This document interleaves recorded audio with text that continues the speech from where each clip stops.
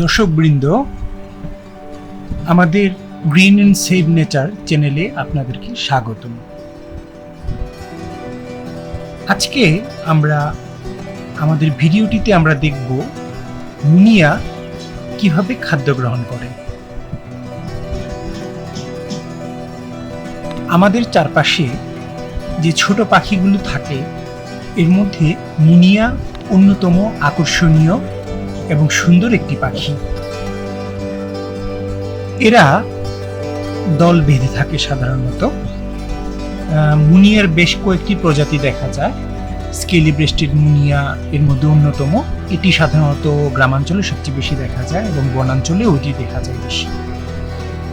মুনিয়া ছোট পাখি এবং এর ঠোঁট, এর গঠন এবং এর শারীরিক গঠন বিবেচনায় এটি সাধারণত শস্য জাতীয় খাদ্য এবং শস্য দানা খাদ্য হিসেবে তারা গ্রহণ করে।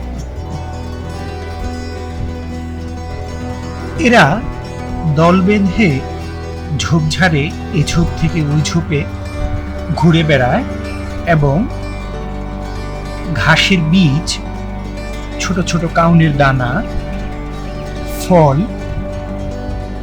খাদ্যশস্য, তারপর ধান, ভুট্টার উপরের অংশ,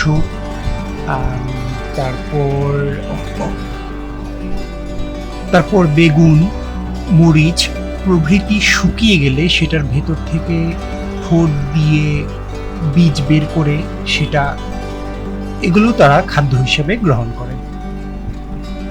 মুনিয়া ফুল এবং গাছের বীজের বিস্তরণে সাহায্য করে। একে সংরক্ষণ করা আমাদের কর্তব্য।